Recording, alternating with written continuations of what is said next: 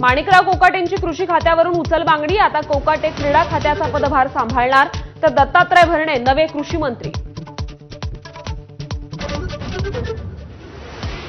2008च्या मालेगाव बॉम्बस्फोट प्रकरणातल्या सर्व 7ही आरोपींची निर्दोष सुटका। तपासात अनेक त्रुटी, पंचनामा योग्य नसल्याचे ताशेरे। संशयाच्या आधारे दोषी ठरवता येत नाही, कोर्टाचा निकाल। मालेगाव बॉम्बस्फोट प्रकरणात सरसंघचालक मोहन भागवतांना पकडून आणण्याचे आदेश होते। तत्कालीन तपास अधिकारी परमवीर सिंग यांच्याकडून आदेश आल्याचा माजी एटीएस पोलीस निरीक्षक महबूब मुजावर यांचा दावा।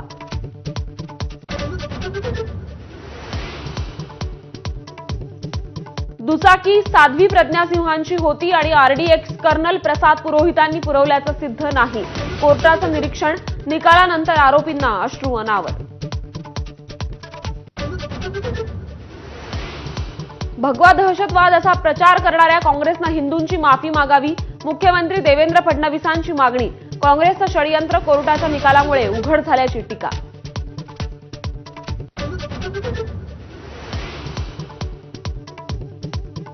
प्रांजल खेवलकरांच्या फोनमध्ये आक्षेपार्ह व्हिडिओ असल्याची पुणे पोलिसांचा कोर्टात दावा।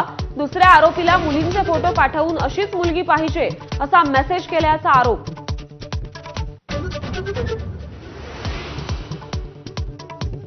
महादेव मुंडे प्रकरणात एसआयटी स्थापन करण्याचे मुख्यमंत्री देवेंद्र फडणवीसांचे आदेश। ज्ञानेश्वरी मुंडेंनी घेतली फडणवीसांची भेट, तर कुणालाही पाठीशी घालणार नाही, मुख्यमंत्र्यांचं आश्वासन।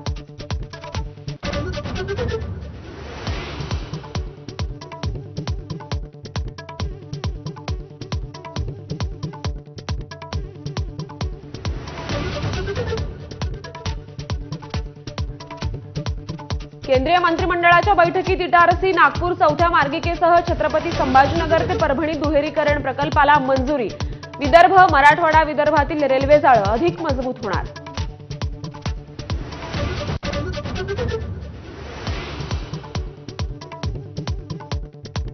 अमेरिकेचा भारतावर टॅरिफ बॉम्ब, तर पाकिस्तानशी तेल करार।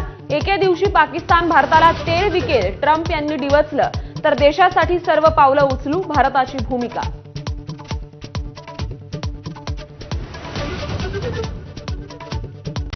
Headlines brought to you by Chitale बंधू।